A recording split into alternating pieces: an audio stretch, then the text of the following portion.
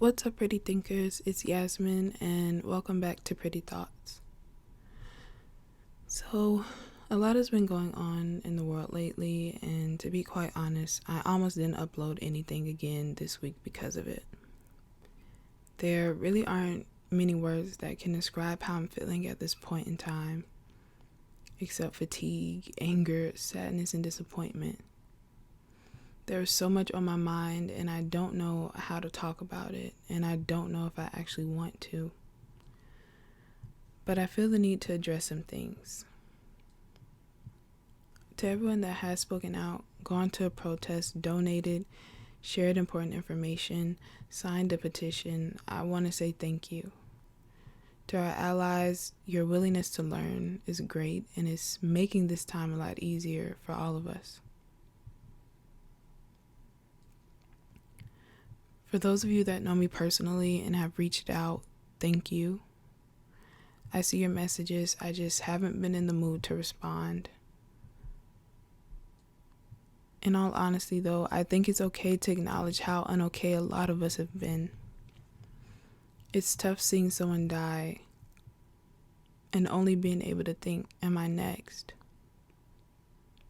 It's difficult to see a hashtag and know that could have easily been your brother, sister, uncle, mother, aunt, or cousin. To see a hashtag and know that could have easily been you. It's traumatic having to relive that over and over again. It's traumatic having to be fearful of those who are supposed to protect you. That is no way to live life. No matter how much our parents have prepared us for this world, no matter how many times they've told us to comply, to dress a certain way, to wear our hair a certain way, to change up our speech, it still isn't enough. Unintentionally telling us that our blackness isn't wanted, that our very existence isn't accepted. If only I could take off my skin and put on a new one. That seems to be the only way I could survive. That seems to be the only way we could survive.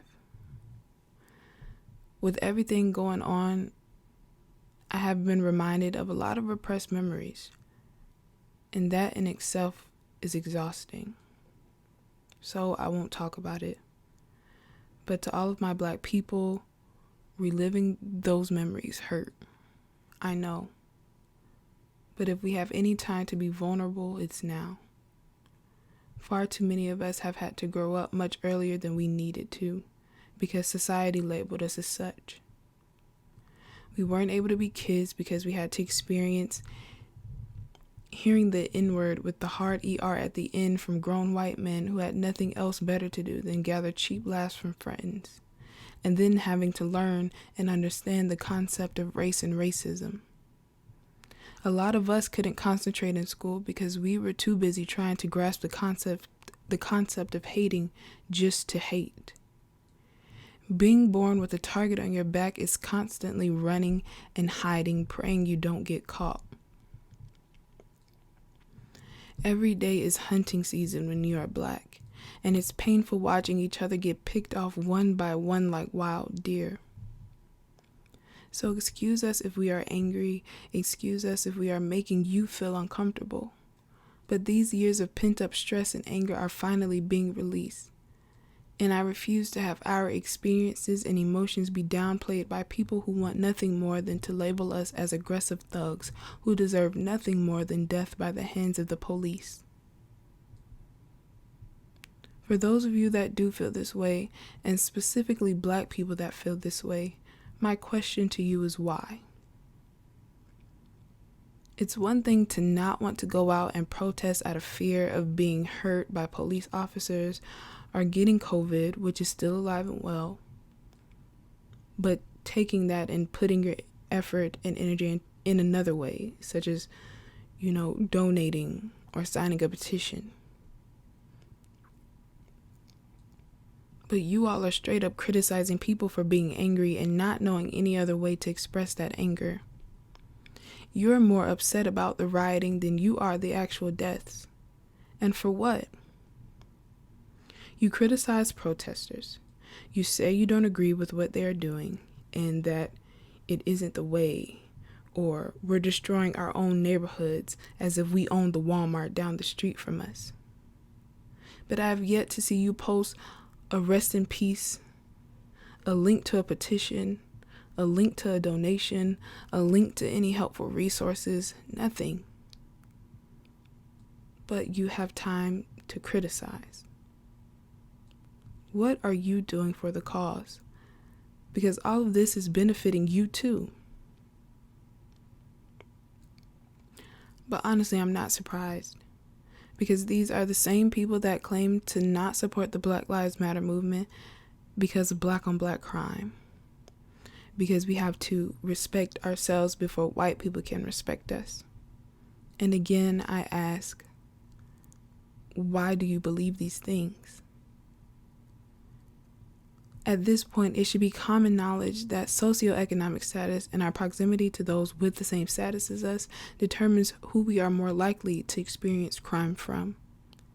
It's not black people's fault that they shove all of us into the same poor, cramped neighborhoods because of policies like redlining.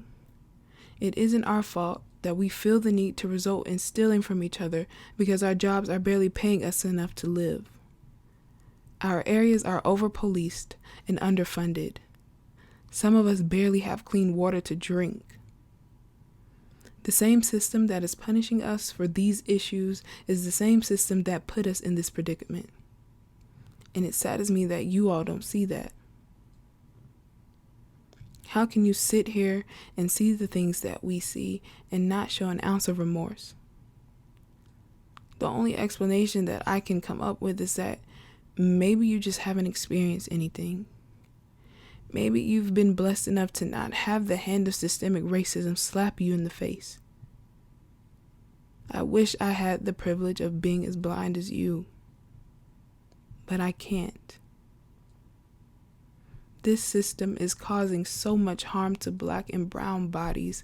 This same system is why COVID-19 is affecting us in the way that it has been.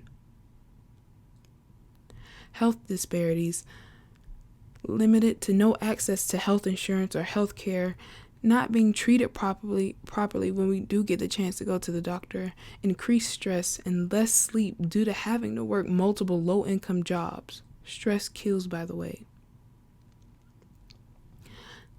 Not being able to eat healthy because it's too expensive for many of us. The list goes on. If we weren't fighting these issues because of systemic racism, we would be better prepared against this virus, and we would be better prepared for society as a whole. But we are not. COVID-19, besides harm us, has just highlighted the issues plaguing black and brown communities for years. And the only reason people are listening now is because they have nowhere to hide right now. People have nothing to distract themselves. So all eyes are on our government. Telling us to pick ourselves up by our bootstraps, as if we have any bootstraps to begin with, won't cut it anymore. Working us like animals and taking our earnings and leaving us with nothing won't cut it anymore. This isn't just about police brutality. This is about our everyday lives as black people. This is about making sure our black children have a fighting chance. This is about better education, providing healthier meals, cleaner neighborhoods, bringing our black fathers home, higher paying wages, more jobs, black mental health awareness, black health in general. It's about actually being given the opportunity to live as a black person in America. I'm not looking for racial equality right now. I am looking for racial equity. Because we have been left out of the loop for far too long to be handed the bare minimum and that be considered change. I won't allow it. Because I'm not just fighting for me or my mom or my brother. I'm fighting for the black kids that haven't been born yet. I'm fighting for the black kids who haven't been afforded the opportunity to see their potential yet.